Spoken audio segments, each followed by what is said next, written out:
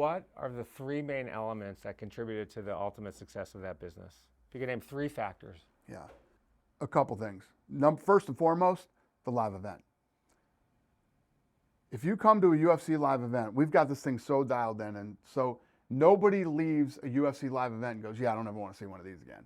You invited us last time, my son and I. It was unbelievable. Like, this is fucking awesome. The live event is whatever. And the other thing is, it's very easy to lose sight when everything starts to happen and you start to make money and the company grows and you get all these ancillary things that spin off the brand, whether it's gyms, merchandise, video games, whatever it might be.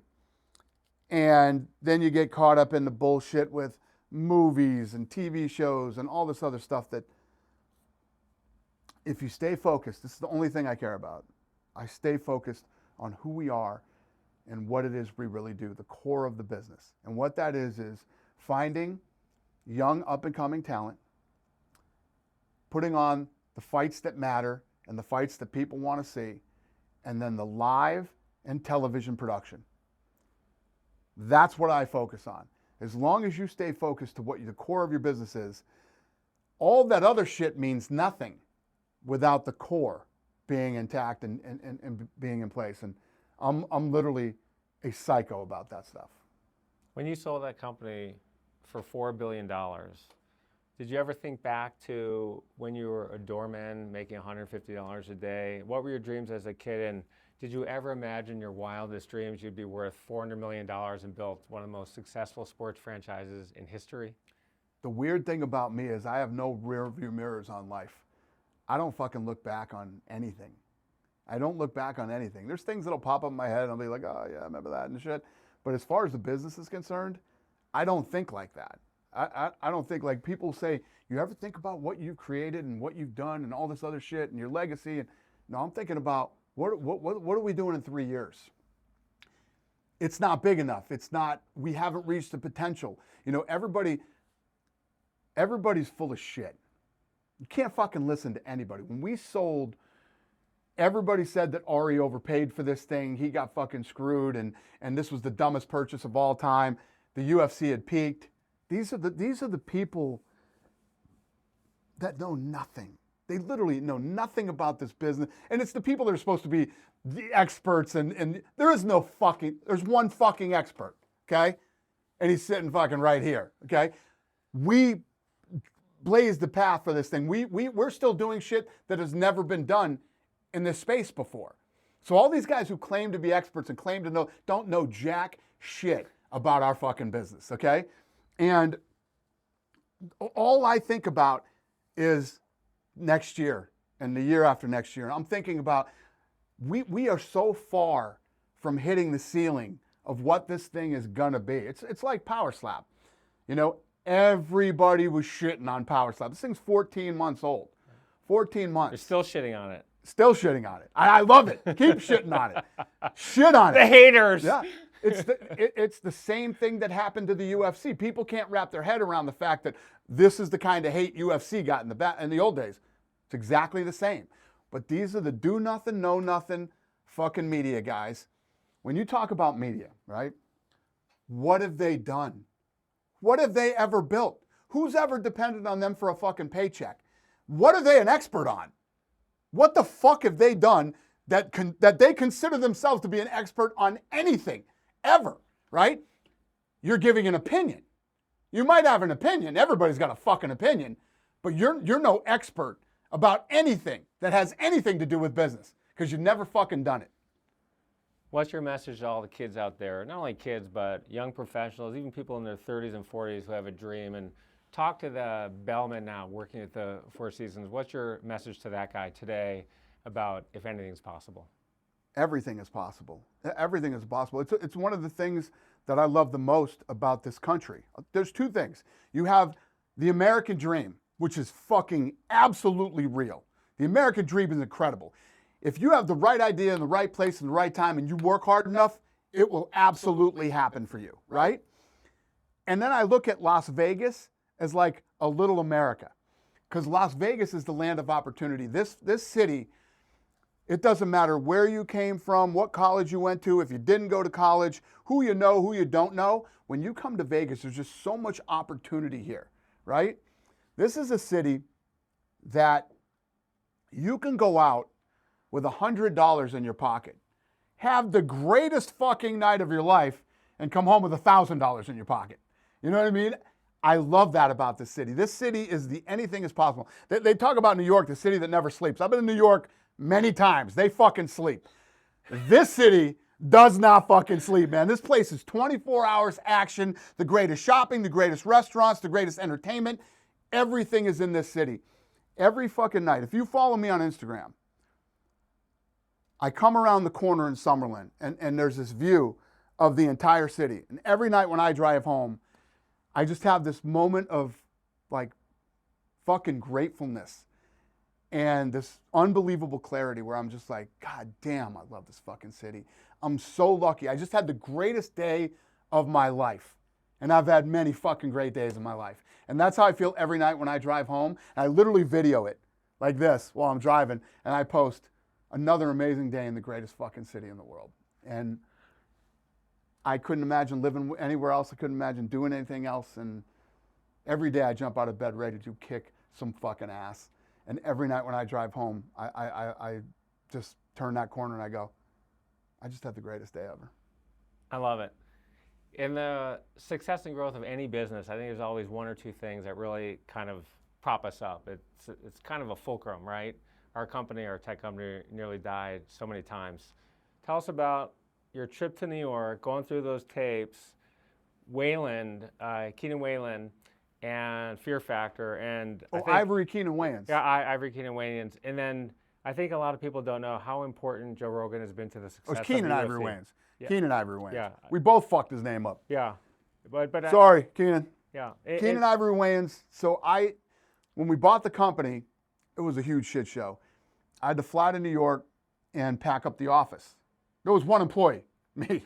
I had to fly to New York and pack the office up, put everything in boxes. All the shit that I thought was important or could be important and ship it back, and the stuff that wasn't, throw it away and get rid of it. So I'm literally, you go in this office, there's fucking tape stacked up to the roof. I don't know what's VHS tape. Could be possible, exactly. Yeah. Could be possible something that's important or what wasn't. So I had to sit there for fucking hours, popping every tape in and seeing what it was. And one of the things that I popped in was Keenan Ivory Wayans. He had a talk show and he had Joe Rogan on. And Joe Rogan was talking about the UFC. And I saw it. You were talking earlier about gut. You know what I mean? Most people would say, what made you bring the Fear Factor guy in and do all this shit? I saw Joe Rogan speaking about the UFC, and I was like, that's the fucking guy I need on the broadcast. And I ended up reaching out to Joe, and Joe was one of the greatest decisions I ever made in my entire career. So, yeah. But anyway, I had to fucking pack the office up and ship all the shit back, but through that process, and I found Joe Rogan. HBO didn't innovate. You did. Talk to us about some of the things that you did, and some of the things that they didn't do that made you leap them by a million years. Well, one of the things that they did is like they would always want to. It was always quiet as like they were at church while the guys were standing up there talking. At our event, the music's fucking blasting in the back. The guys are screaming in the microphone because there's fucking energy in that place, man. And what happened early on was like boxing and even the UFC guys in the old days, they didn't give a shit about the live event. All they cared about was the television production, right? No, you're running two shows at the same time. Actually, the people that are live event are paying way more money than the people that are buying on TV. You're sitting home on your fucking couch. You just clicked it on for $50 or whatever the fuck it costs, right? And the people there, some of them flew in from other countries. They had flights, they got rooms, they had to pay for their food, all their shit. They should have a great experience, right? So this was always my thought process about the live fights. Now, you still see it today. Try and watch a boxing event. These guys 35-minute gaps in between fights, and these guys talking about the same shit over and over. When you watch the UFC, it moves, it flies, fight after fight after fight after fight. There's no dead time. There's always energy, and it's like a fucking roller coaster ride, right? Like this, the whole night. And what I do is I sell holy shit moments, right? So whether you're home watching with your friends at home, or you're in a bar, or you're at the live event, there's going to be these moments where you all jump out of your seat at the same time and go, holy shit, you look at each other, and the great energy and the buzz that you get. That's what we do with the live event, the production, if you're at home or if you're in bars. Every one of them is a different experience. Years ago, this was 7 weeks before you... And then the other thing, when you were asking about production, the other thing that we do is there's always new technology that comes out in production. We're always first, or one of the first, to jump on new technology to try to integrate into our production. That I feel HBO never did. HBO, fucking Showtime. The shittiest fucking organization of all time when it came to live combat sports. They fucking suck at what they do. These guys' offices are lined with Emmys. You know how many fucking Emmys I got? 2. You know how many Emmys my guys should have, my production guys? You should be stepping over fucking Emmys when you walk through my office. But that shit's all political anyway. But Showtime won fucking Emmys. The worst fucking production guys of all time.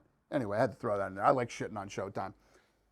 There's a guy, Ireland guy, who's making $233 a week on welfare checks. And you meet him over there one day. And then you call Lorenzo and you say, hey, what'd you tell him at that point in time? No. So what happened was I went over to Ireland. I received some award from one of the colleges over there. And I went out. That was when social media first started. I had Twitter. So I told all the fans, meet me at the bar tonight. I'm buying drinks. Fucking all these people show up. Everybody keeps talking about this guy, Conor McGregor. Conor McGregor. For some reason, whatever it was, I don't know why. I was drinking too. But I thought he was a heavyweight. So I come back and I tell Sean Shelby, our matchmaker, I said, this kid, Conor McGregor, he's like, yeah, I know him. I've been watching him, blah, blah, blah, blah, blah. We end up signing him. So he flies out to Vegas and he and I go to dinner together. And I'm fucking like, I'm blown away by this kid, right? So when we leave each other that night, I get in the car and I called Lorenzo. I said, let me tell you what, I don't know if this kid can fight or not, but if he can even throw a punch, he's going to be a huge fucking superstar. And, the story of Conor McGregor being on welfare and all this other stuff, it's just another thing that goes to show. You can take somebody that didn't go to college and didn't. Conor is a tremendous businessman. I mean, Conor is one of the best partners, if not the best partner we've ever had when it comes to being in business with somebody. And if you look at all the brands that he has built off of his brand, very, very sharp kid. And when you hear him speak, he's very articulate about fighting. And again, when you talk about fighter IQ, like Tyson, Conor's fighter IQ is off the charts. So many leagues need star power to grow. You got golf, you got Tiger Woods, you had Michael Jordan forever, LeBron James. Can you tell everybody just how important that is to have your superstar? And is Suga Sean O'Malley, who is on my show sitting here in your chair, is he the next Conor McGregor? Yeah, I think everything's based on star power. And you will have this circulation of stars that come in and out of the company. But absolutely, I mean, started with Chuck Liddell and Matt Hughes, and then we went through Anderson Silva and George St. Pierre, and then you get into Ronda Rousey and Conor McGregor era. Yes, they're all key, and they all built different segments of the business, right? Conor ignited Europe like crazy, and then got to a point where the rest of the world became Conor McGregor fans. Ronda Rousey showed what was possible for women. And now the women's fighting is, the fight on UFC 300 between Weili Zhang and Yan, gonna be a badass fight. These women are very technical and absolutely badass. And yeah, it's all. We just built the PI Performance Institute down in Mexico. The amount of talent we're going to be ripping out of Mexico for the next 3 to 5 years is going to be off the charts. But yeah, it's all star driven. So many people think Conor McGregor is the greatest UFC fighter of all time. You don't. Who is your you said someone in particular is the greatest fighter of all Conor time. McGregor is the biggest superstar in the UFC ever. Who's the best fighter you've ever had? John Jones. John Jones is the greatest. You could actually call him the greatest fighter of all time, because when you talk about styles, do you know what he does to a boxer in a real fight? He mauls him, right? John Jones is one of the baddest human beings to ever walk the face of the earth. So I'm a football fan, grew up in Detroit, was a long-suffering Detroit Lions fan. We had a phenomenal year. Cliff Kingsbury, who was my second guest on the show, is also a good friend. He was coach of the Cardinals. John's brother played for the Cardinals. And my wife and I had very good seats, thanks to Cliff. And there's this dude sitting next to me. Everyone's coming up to him. It was annoying as shit. The aisle, I'm here, my wife is here, and everyone's reaching over, right? Hey, take a photo, take a photo. So halftime rolls around and said, hey, man, can you tell me what's going on here? I wasn't a fight fan, knew nothing about him, didn't recognize him. And we had a really nice conversation. He said, yeah, you want to take a picture with me? The guy could not have been any nicer if he tried. Who was it? John Jones. Oh, John Jones. Oh, John okay, Jones. yeah, He was sitting next to me. I couldn't understand who all these people were. Got it. 100 people were coming. It was so fucking annoying. I'm trying to watch the game. Right. But you know what? He shook everyone's hand, took a picture with every single person, and it didn't bother him one bit. He could not have been any nicer. It's one of the greatest things about our sport too, is that the fans, everybody's very approachable. And if you show up at a UFC event and you're a fan of somebody, you're probably going to meet him and you're probably going to get a picture with him. That you can't say that in the NBA or the NFL or any other sport. What's the greatest fight of all time? Fight? Yeah. That's a tough one, because we've had so many incredible fights. To pick just one and say that was the best, it's almost impossible to do. Let's talk about money, which I think is a great motivator for so many people. You made reportedly $400 million on the first sale. You make a lot of money today. You said that first sale fucked you up, felt like it was a divorce, was the end of something, and then you had a conversation with Rob Dyrdek. What did he tell you, and why did you think you were fucked up? Because that's everyone's dream. You made hundreds of millions of dollars, and for so many people, it's everything. I'm trying to remember what the Rob Dyrdek story is. Dyrdek and I have talked about a lot of things. Dyrdek is a partner of mine in Throw One, another company that me and the Fertitas own with Rob. But I wouldn't say that it was, I had a conversation. The problem that I had when we sold is I didn't want to sell. I had enough money. I'm not motivated by money. I'm motivated by winning. I like to win. And when you win, money is what happens. You know what I mean? And when I was bummed out that I wouldn't be working with the Fertitas again every day. I was just in a weird place when that whole thing happened. And Lorenzo basically said to me, Dana, I'm done. I don't want to do this anymore. I want to move on. Be happy for me. You're my best friend. Be happy for me. And that's what sort of woke me up. And I said, what do I say to that? Right? I get it. And then it was more of a worry about who am I getting into business with next? Because nobody would buy the company unless I stayed. Nobody was buying this thing unless I agreed to stay for a certain period of time. So the question was, who am I going to be in business with next? Well, it ended up being Ari Emanuel and Patrick Whitesell. And at Endeavor Agency, which is the largest or second largest talent agency in the world. The largest. The largest. And now it is. And I'm having a blast. Me and Ari work really well together. Patrick Whitesell is a fucking stud. And I love it. I'm having as much fun, if not more fun, than I had in the past. I have more opportunity to do a lot of other things that I want to do.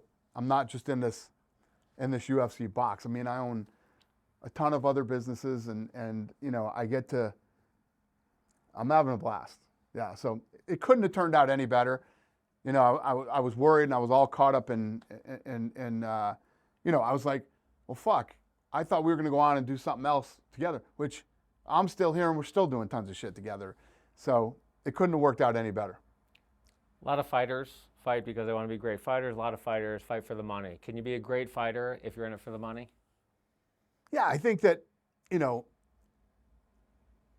money fucks everything up at the end of the day. You have to be a certain type of person to not let money fuck you up. I'll give you an example. Like our company was like sort of a Microsoft. There were people that had a percentage of the thing. Most of those people when we sold retired and left and, went and did nothing or whatever the fuck they're doing.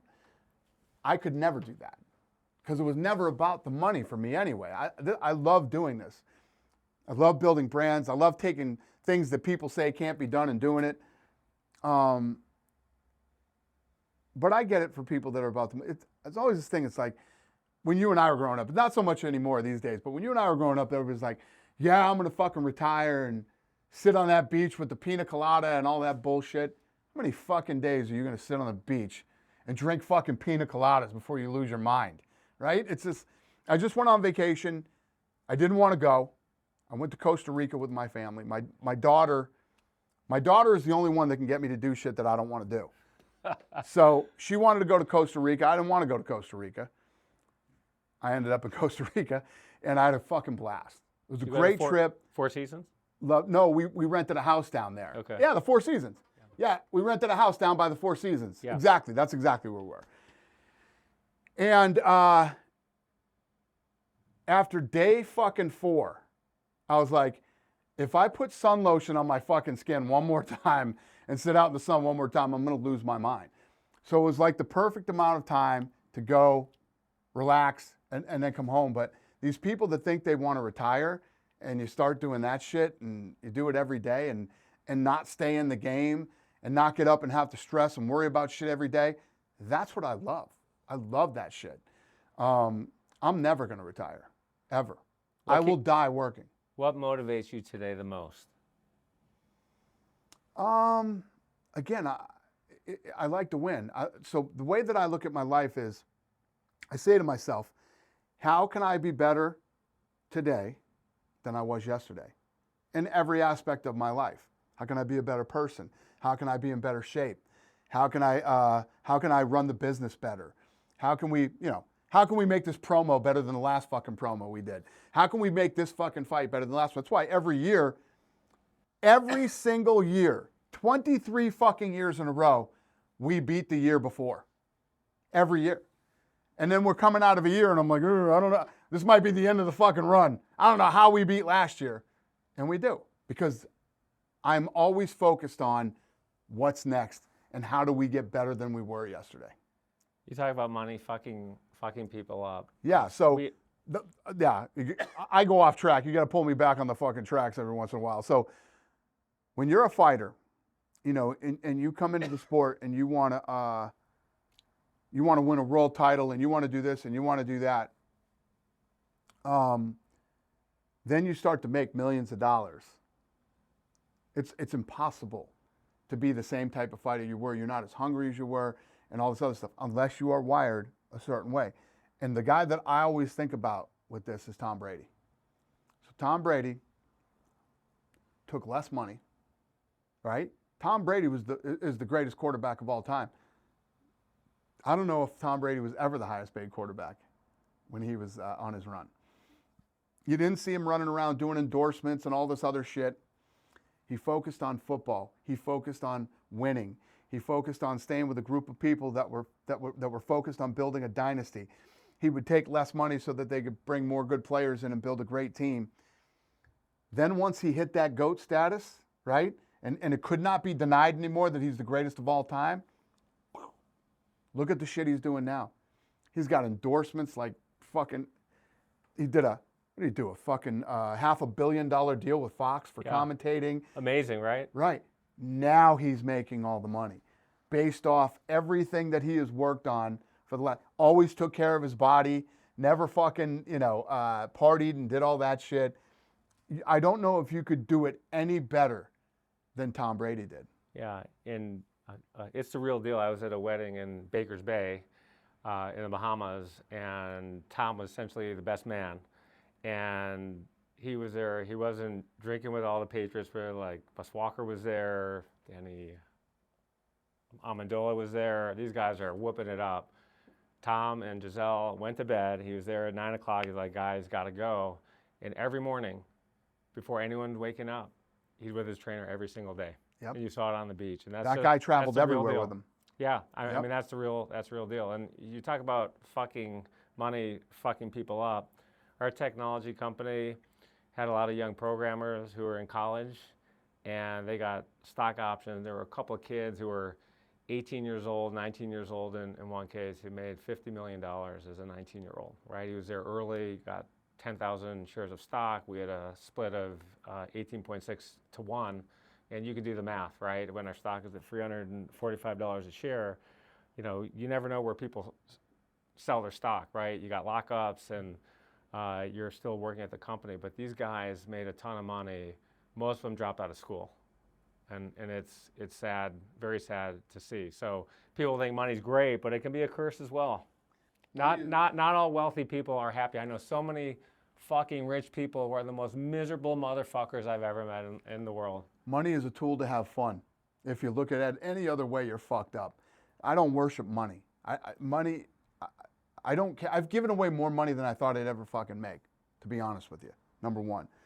Number two, if you are miserable in life, period, you're really going to be fucking miserable when you get a bunch of money, okay? Because there's a lot of problems that come with money, if that's the way you think.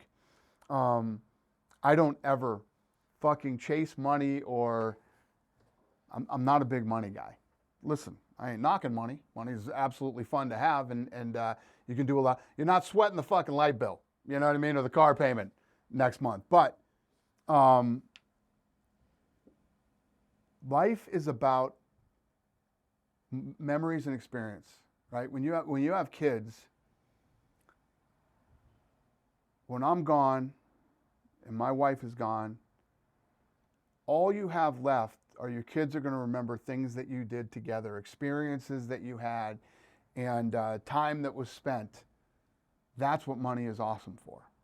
Creating these memories and experiences with people that you care about, that when you're gone, first of all, you experienced them and got to do them. Yeah. And then when you're gone, these are all the things that they remember. And even on a much smaller scale, with the type of money that we had growing up, my mother would always make sure that every summer we spent like 2 weeks at the beach. And those 2 weeks at the beach, when I look back on it, are some of the greatest memories I have as a kid. You know what I mean? That's what fucking life is about. I've got 5 kids, 3 in college, seniors, twins who are graduating, Wisconsin and Cornell. My son who you met goes to Menlo College. He's a sophomore. We've got a 7-year-old and a 3-year-old. And one thing I did with all my kids starting at 6 years old, one-on-one trips. You're busy, I'm busy. There's always a million reasons not to go. And as a dad, it's one of the most special, successful things that I've done. I mean, these trips that we take are incredible. And as your kids get older, and you know this as well, they're in college, they got their friends, it's hard to see them. And like one of my friends said, well, you bribe them with these good trips. I mean, I don't give a shit what I'm bribing them with, but if I get to spend a week with my kids without any phones, I mean, they're still on their phones, but just dad and daughters and dad and son. I mean, my son comes out here, we go once a year to Las Vegas, we race Ferraris out on that track. He likes to shoot guns, we go shooting guns. You know, we went to your show, we played golf at Summit when we were here. And it was just, you know, one of the greatest, he said that is the greatest weekend that I've ever had. And these memories are incredible. And you don't need to have money to do it. I agree. Listen, hanging out and spending time with your kids is probably the fucking greatest thing that you will ever do in life. And I say this all the time. We fail in life. We make mistakes and we do things. One thing you can't fail at is being a parent. I mean, that's the one thing that you really have to. And I got to give my wife a lot of credit. My wife's Italian. She's fucking crazy Italian. You know, everything. She doesn't give a shit about any of this stuff. Could give a fuck about any of this. She is all about the family and the family doing things together and the family, you know, that's her life. She don't give a shit about anything else. When we talk about success, one of the main ingredients of my own success is something I call extreme preparation. So that means when someone's preparing for a meeting or a podcast, they spend 1 hour, 30 minutes. I'm spending 10 hours. For a meeting with Marriott and my beaches company called Sandy, we built a Yelp for beaches. So I've cataloged over 100 categories of data, more than 100,000 beaches in 212 countries. We had a meeting with Marriott. That's brilliant. Thank you. So we had a meeting with Marriott, and I love cold calling, right? I go to these conferences. I cold call as a kid. I sold T-shirts door to door.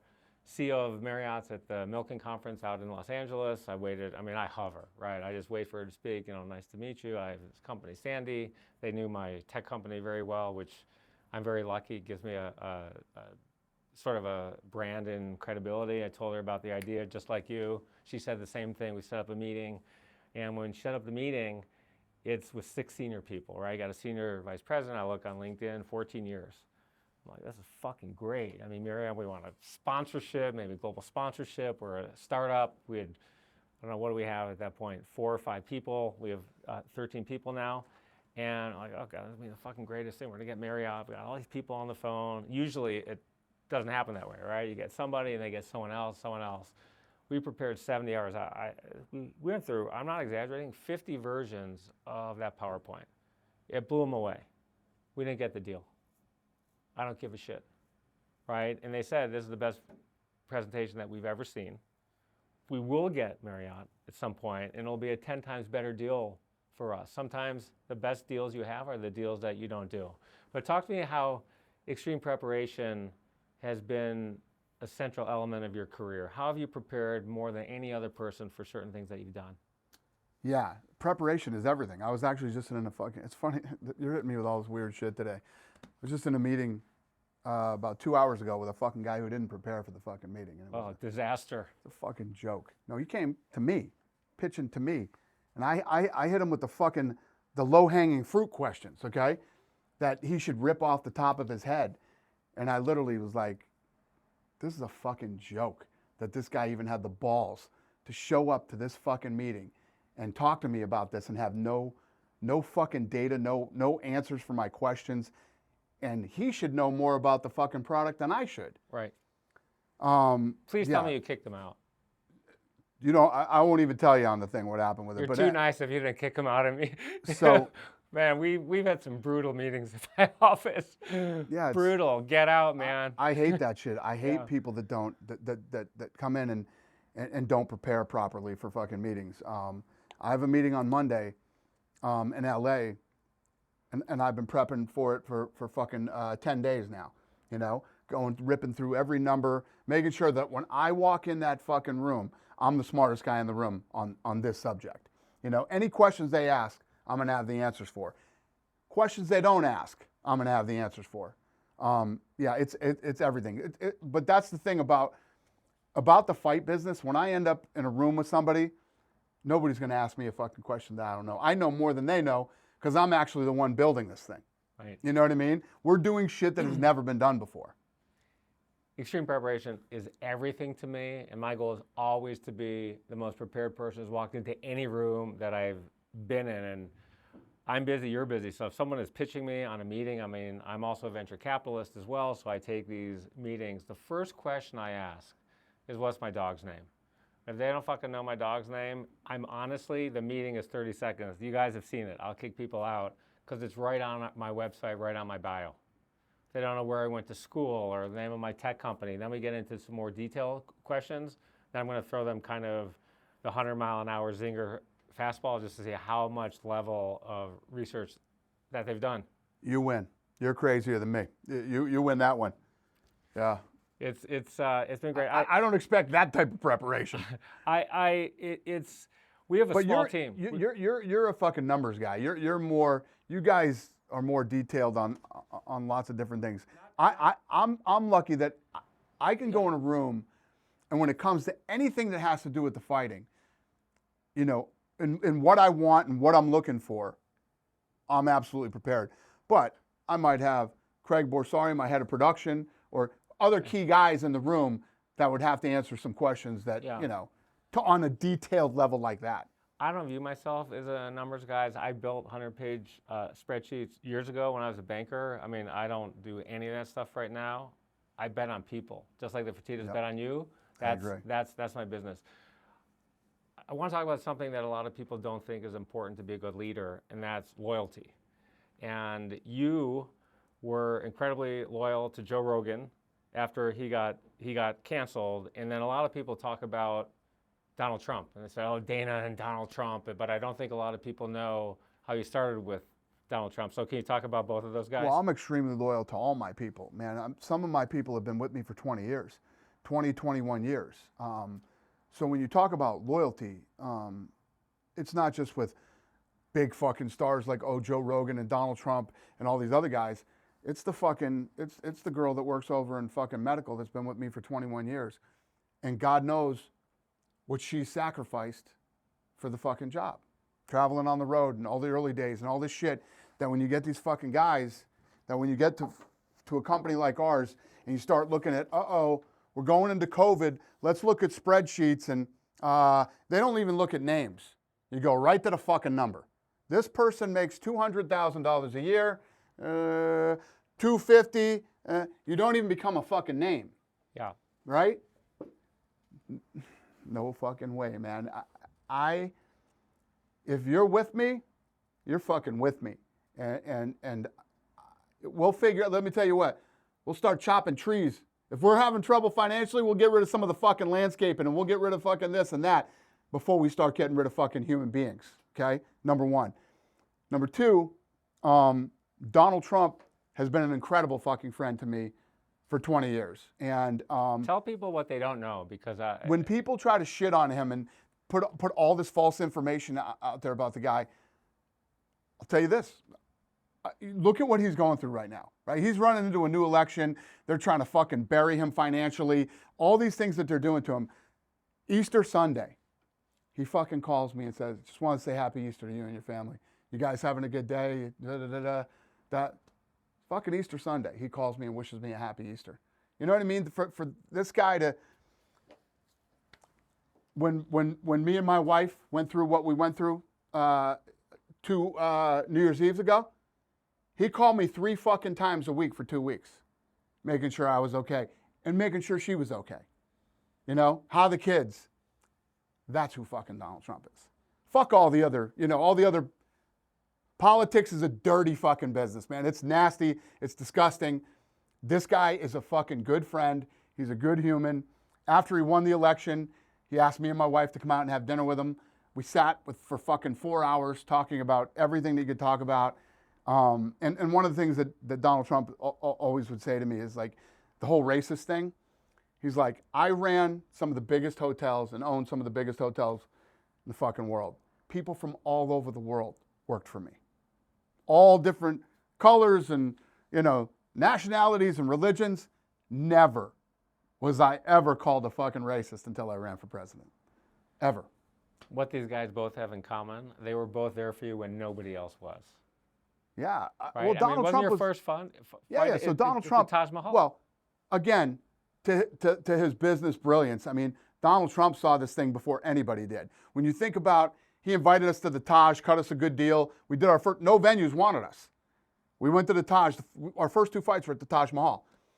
Trump brand here, UFC brand down there. He brought the thing into the Trump, but he was always a fight fan of all kinds of fight. I mean, I think Mike Tyson fought at his place 9 or 10 times or something like that. Always been a fight fan, saw this thing. He was actually a competitor of mine.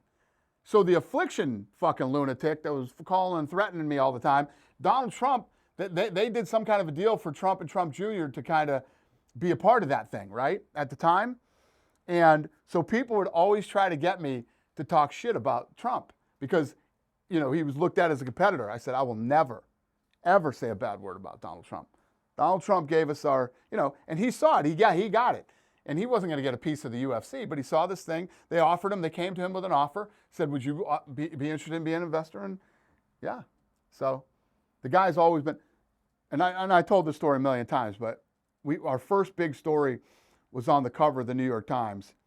And Donald Trump wrote on that cover of the New York Times, congratulations, Dana, I always knew you'd do it. And, even though he was involved in another way or whatever, and you're the man and all this stuff. And, those are the things you don't forget. When you're battling, trying to grow this business and do what you do. And he's always been that guy. People love a winner. And the other thing is, when he asked me to speak at the Republican convention, this is how the conversation started. If you don't want to do this, I completely understand, but I would be honored if you would speak at the Republican National Convention for me. And I'm not a political guy. Everybody thinks I'm like some fucking crazy Republican or something. I'm not. You know what I'm about? I'm about common sense, okay? That's what I'm for common sense. If you ask me now how I lean, when I was younger, I was way more of a Democrat, you know? And as I get older, I probably swing more libertarian than anything. Everybody told me not to do it. Don't do this. Don't get involved in this shit. He's not going to win.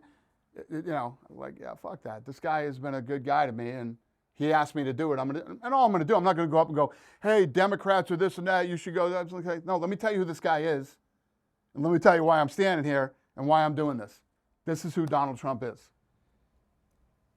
People start companies for different reasons. People talk about work-life balance and, oh, I want to start a company. I'm going to grow up, but I'm on my own time.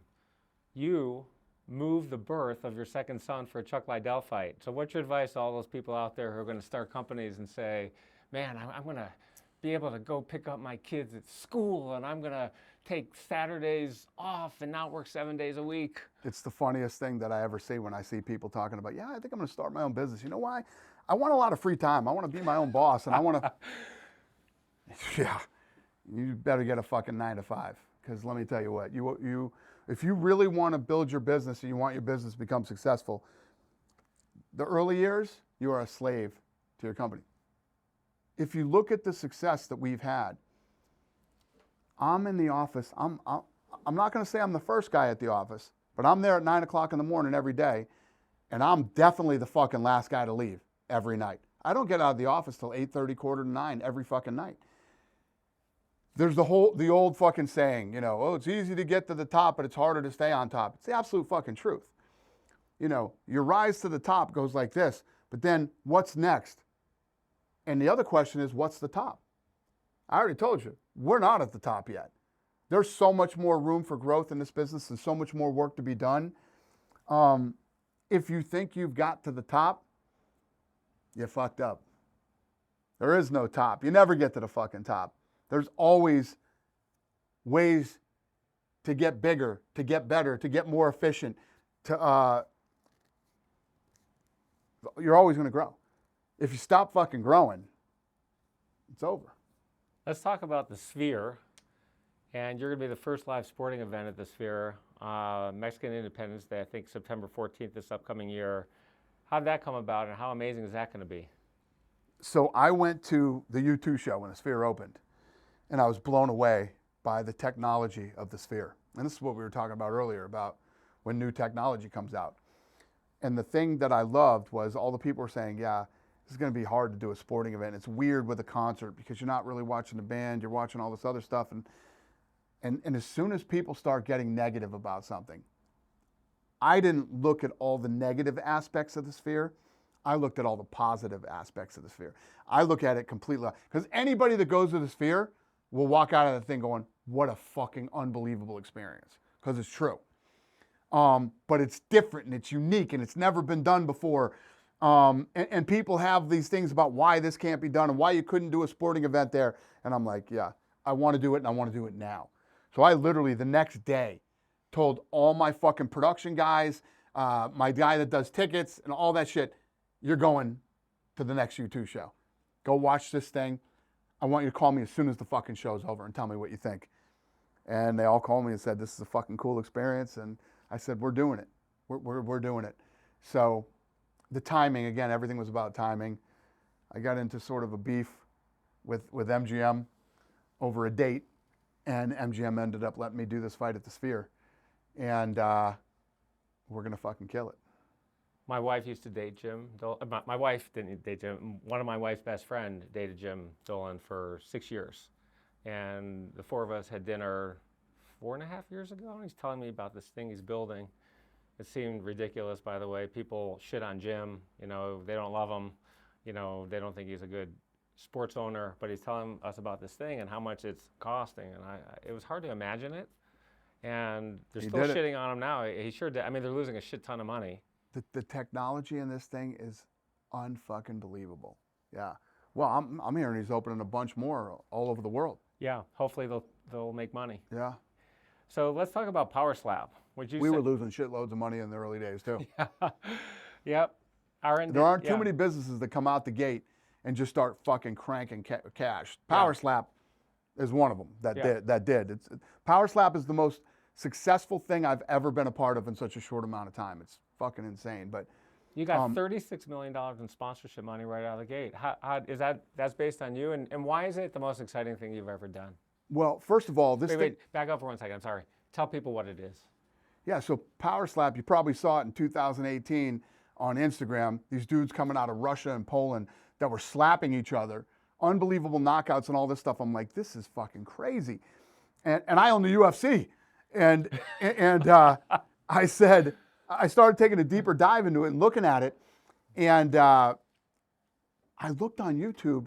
This thing looked like it was filmed on a flip phone in a barn somewhere. And the production quality was terrible. And it had 350 million views, which at the time was like a Justin Bieber video. And I was like, holy shit. What would happen if I did this and did it the right way? And the answer is 6 billion views, 14 months, 6 billion views. And think about this. We have 13 million followers on social media in 14 months. Right now on YouTube, we have more subscribers than NASCAR, the Major League Soccer, the PGA, and a few others. I can't remember off the top of my head. But it is, we were on, last year, we were number 15 on TikTok, on the platform, out of billions of views. This thing is a social media fucking juggernaut. And so, sponsors love it, you know, because of the social media aspect of it. I think philanthropy is super important to you. I know it is to me as well. You've done so many amazing things for so many people.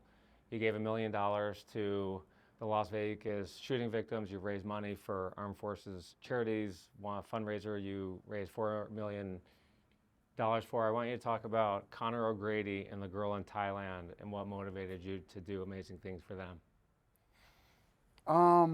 It's shit. I mean, the girl in Thailand has become, you know, super special to me. I literally would stay off the internet however many years ago this was on weekends. And for some reason I ended up on fucking internet on a Saturday.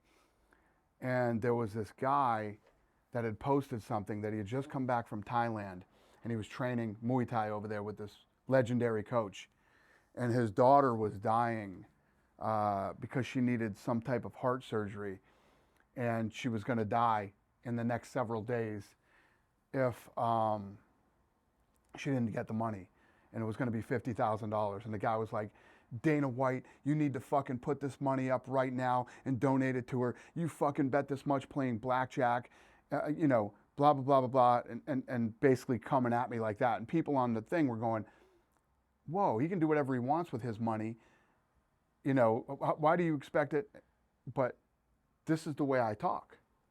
This guy was talking to me the way that I talk. And he isn't wrong. I was like, no, this dude's fucking absolutely right. He's not wrong, he's fucking right. I'm supposed to do this. It was fucking weird, whatever the reason was. So I end up reaching out, we find out if it's real. It's real. And I send the $50,000 over and, you know, her and I obviously, so when you go into their gym, there's this massive picture of me in there. And then there's a big picture of me over her bed, like I'm her guardian angel. And